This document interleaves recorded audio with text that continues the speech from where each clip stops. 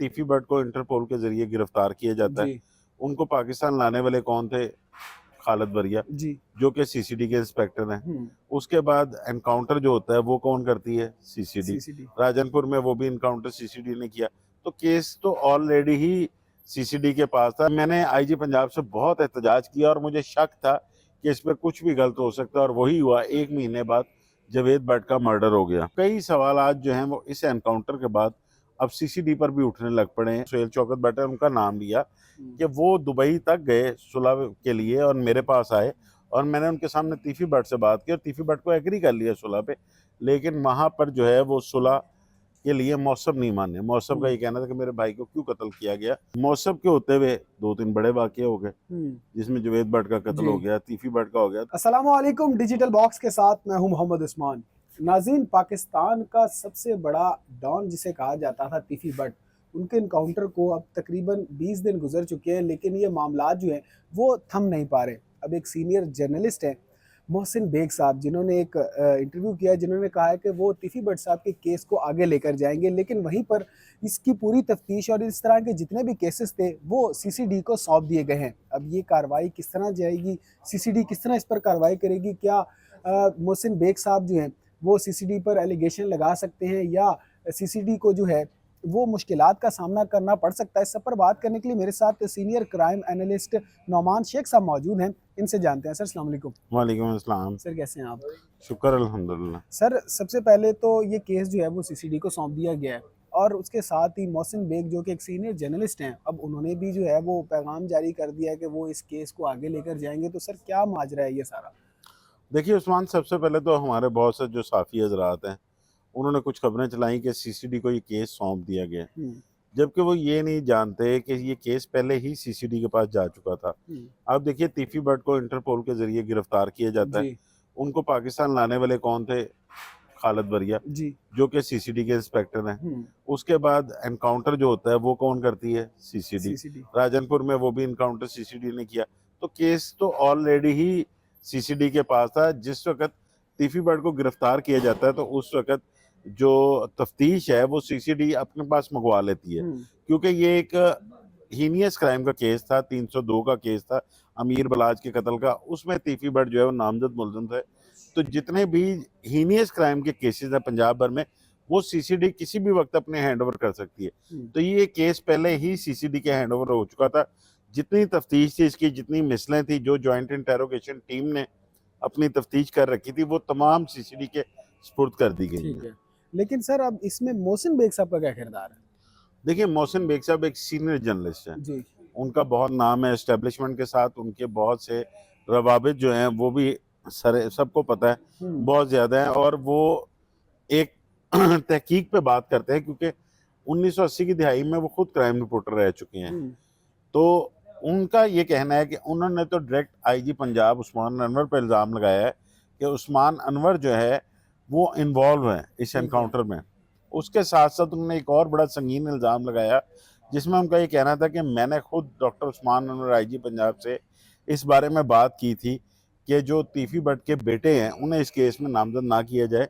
वो तो वैसे भी बैरून मुल्क रहते हैं और सारे बहुत पढ़े लिखे हैं, तो उनको इस केस में ना शामिल किया जाए। तो उन्होंने ये कहा कि आप किसी को मेरे पास कल ऑफिस भेज दें। ठीक है। तो उन्होंने, क्योंकि तमाम तर इनके जितने मुकदमात वगैरह तीफी भट्ट साहब के थे, वो उनके जो बहनोई थे जवेद भट्ट साहब वो देखते थे।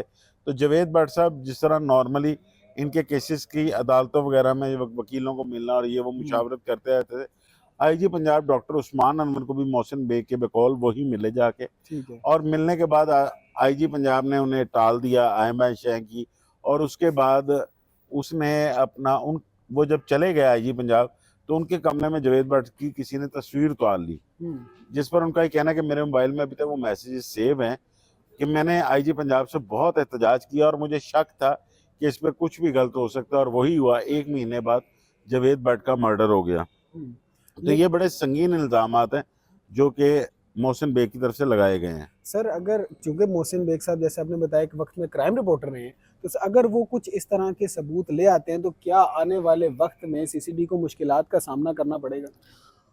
देखिए, इसमें उस्मान बहुत सारी चीज़ें हैं। माँ, एक मोहसिन बेग साहब कह रहे हैं कि वो इंटरपोल को एक केस बनाकर भेज रहे हैं कि आपने जिस मुलजिम को हवाले की है पाकिस्तान पुलिस के, पंजाब पुलिस के, और सीसीडी ने उसको एक्स्ट्रा जुडिशियल किलिंग में मार दी है। ठीक है। मावराए अदालत कत्ल हुआ है। और वो उनका तो ये कहना था कि कसाईयों के हवाले किया, उन्होंने वर्ड यूज़ किया कि बुचर्स के हवाले कर दिया। तो ये अगर मोहसिन बेग साहब एक मजबूत केस तैयार करके देते हैं तो ऐसे ममालिक जिनके साथ हमारी पहले से टीटी का है, जिसमें हम कई मुलजमान को जो है बैरून मुल्क से ले लेते हैं इंटरपोल के जरिए, उसमें मुश्किलात पेश आ सकती हैं कल को, जी।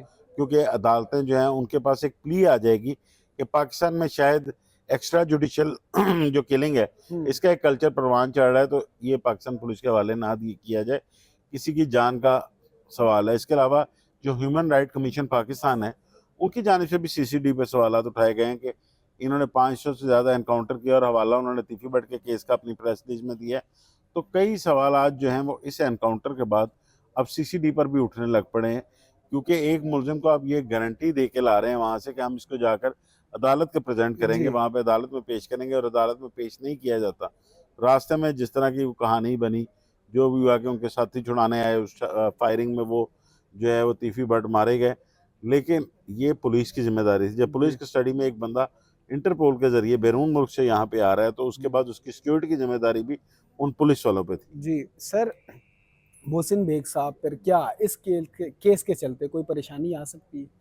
नहीं, मोहसिन बेग साहब पे क्या परेशानियाँ नहीं है, वो सीजन जर्नलिस्ट हैं एक, और जिस तरह अपनी आवाज़ उठाने का इख्तियार होता है, तो वो तो अब एक आगे आकर तीफी भट्ट का जो केस है उसको अब वो चाह रहे हैं कि वो प्रेजेंट करें, और इसमें मेरा ख्याल है कि उनकी फैमिली की भी इन्वॉल्वमेंट होगी, क्योंकि जिस तरह ख्वाजा अजहर गुलशन साहब हैं, उनके बयानात आए जो तीफी भट्ट के बड़े भाई हैं, जी। और मोहसिन बेग साहब ने ये भी कहा कि उनकी कोई 30 साल से रफाकत सी, तो वो दोस्ती में भी हो सकता है तीफी भट्ट की। फिर उसके अलावा तीफी भट्ट के उनके एक ताजिर बरादरी के बहुत सरगर्म, जो आप कह सकते जी हैं बिल्कुल। कि वो उनके उम्मीदवार रहे हैं, उनके बाकायदा चेयरमैन रहे हैं, वहाँ से भी कोई प्रेशर हो सकता है। तो मेरे ख्याल से मोहसिन बेग पे तो किसी तरह की परेशानी नहीं आएगी, लेकिन उनकी वजह से कईयों को परेशानी आ सकती है। शेख साहब, इस प्रेस रिलीज के बाद उन्होंने गोगी भट्ट के लिए भी कोई अल्फाज कहे या नहीं, या वो सिर्फ तीफी भट्ट साहब के केस को ही ऑन करेंगे? देखिए, गोगी भट्ट साहब के बारे में कोई बात तो उन्होंने इंटरव्यू में नहीं की है। उनका इंटरव्यू था एक, जो मैं सुन रहा था, वो भी इस्लामाबाद का एक बड़ा अच्छा रिपोर्टर है एजाज सईद, उनके साथ था। ठीक है। तो उसमें भी इन्होंने जो बातें की, उसके मुताबिक उनका ये कहना है कि हमने सुलह के लिए भी बहुत कोशिशें की, बल्कि उन्होंने तो मिनिस्टर, एक सिटिंग मिनिस्टर जो सुहेल चौकत बैठे, उनका नाम लिया कि वो दुबई तक गए सुलह के लिए और मेरे पास आए, और मैंने उनके सामने तीफी भट्ट से बात की और तीफी भट्ट को एग्री कर लिया सुलह पे, लेकिन वहाँ पर जो है वो सुलह के लिए मौसम नहीं माने। मौसम का ये कहना था कि मेरे भाई को क्यों कत्ल किया गया। तो उन्होंने ये कहा कि मैं इस चीज़ को तो कुछ नहीं कह सकता, डिफेंड नहीं कर सकता, लेकिन उसके बाद जवेद भट्ट का कत्ल हुआ, उस पर भी सवाल उठाया जा सकता है। तो मैं सिर्फ ये चाह रहा हूँ कि दुश्मनी अगले चल के आगे नस्लों में ना हो। तो उस पर लेकिन मौसम जो है वो एग्री नहीं हुए। साथ साथ उन्होंने फिर वो भी डिमांड की कि जो सीसीडी ने इधर किया है, तो उधर जवेद भट्ट का कत्ल भी है, तो उनको भी इंसाफ दिलाया जाए। तो इस वजह से जो मोहसिन बेग साहब हैं, वो अब इस केस को आगे लेके चल रहे हैं, लेकिन गोगी भट्ट क्योंकि अभी तक मंजर आम पर नहीं आए, और उसके अलावा पुलिस ने भी किसी तरह से भी उनकी गिरफ्तारी की तस्दीक नहीं की, तो इसलिए उनके लिए अभी जो है मेरे ख्याल से कोई ऐसी बात भी नहीं। और वो इस केस में उनका जितना किरदार है, अब ये तो आगे चल के सीसीडी को पता है कि वो अदालत में पेश करते हैं या फिर इनको भी साथी छुड़ाने आते हैं। शेख साहब, क्या आप समझते हैं कि टीपू खानदान की गद्दी जो है वो अब अमीर मसहब के लिए, या उन्होंने संभाल ली है? देखिए, गद्दियाँ इसमें कोई भी नहीं है उस्मान, वो एक कारोबारी लोग हैं। जिस तरह बिल्ला पहलवान के मर्डर के बाद टीपू ने उनकी जगह कारोबार वो सारा संभाला था, लेकिन अब क्योंकि शहरदारी थी, असर रसूख था, और फिर बाप का कत्ल हुआ था, तो ऑब्वियसली एक दुश्मनी अगली नस्ल में ट्रांसफर हो गई। तो वो उन्होंने एक कारोबारी गद्दी संभाली थी, और इस शहर के अंडरवर्ल्ड की तो गद्दी है ही नहीं। उसके अलावा उसके बाद जब बलाज का मर्डर हो, टीपू का मर्डर हो गया, तो बलाज जो है उसने कारोबार संभाल लिया, लेकिन वो दुश्मनी खानदानी उसके भी गले थी। उसके बाद जब बलाज इस दुनिया से चला गया, तो वो आगे कारोबारी सीट जो है एक उनकी, उस पर मौसम बैठ गया, और वो दुश्मनी भी उसी तरह आ गई। लेकिन मौसम के होते हुए 2-3 बड़े वाक़े हो गए, जिसमें जवेद भट्ट का कत्ल हो गया, तीफी भट्ट का हो गया। तो सोशल मीडिया पे लोगों ने आवाज़ उठाना शुरू कर दी, जी मौसम ने बदला ले लिया सबका। जी बिल्कुल इस तरह सर। की चीज़ें जो हैं ये एक हवा देने वाली बात है दुश्मनदारी को, क्योंकि अगर देखा जाए तो ये सिर्फ 2 ख़ानदानों की ही दुश्मनी है। अदरवाइज़ इस शहर में पुलिस जितनी मज़बूत है, सीसीडी अब मौजूद है, और हम्म। जो जिस तरह डीआईजी ऑपरेशन फैसल कामरान हैं, जो कि हमारे यहाँ पे अब जो सूरत हाल है, इस वक़्त लोग डाला लेकर नहीं चल सकते। बिल्कुल सर। डालों के खिलाफ एक बड़ा क्रैकडाउन हुआ, जी असले के खिलाफ बहुत बड़ा जी। क्रैकडाउन होने जा रहा है।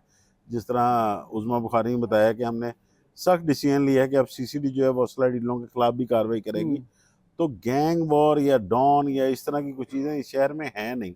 हम्म। हाँ, दुश्मनदारियों में आप कह सकते हैं जी कि उस ग्रुप का सरगना वो है, उस ग्रुप का सरगना वो है। ठीक है। अदरवाइज़ कोई ऐसी डॉन वाली बात नहीं है। ठीक है। शेख साहब, आखिर में ये बताइएगा कि ख्वाजा अज़हर गुलशन साहब क्या अपना मोहसिन बेग साहब के बाद उनका कोई बयान सामने आया कि उन्होंने, जैसे मोहसिन बेग साहब ने ज़िम्मेदारी उठाई है, तो क्या उन्होंने उस पर कोई बयान दिया हो?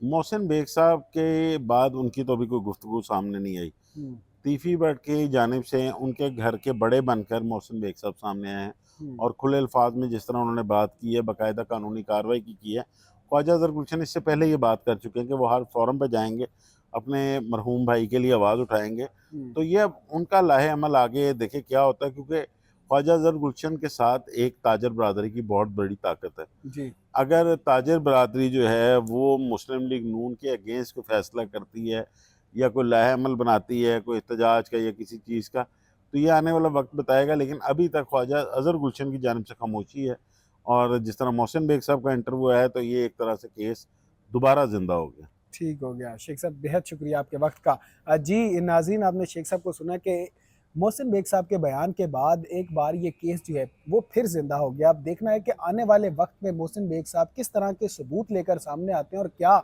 सीसीडी को मुश्किलात का सामना करना पड़ेगा या नहीं। इस बारे में आपकी क्या राय है, हमें कमेंट सेक्शन में ज़रूर आगाह करें। अपना बेहद ख्याल रखें, अपने मेज़बान को इजाज़त दीजिए। अल्लाह आपका हामी व नासिर हो।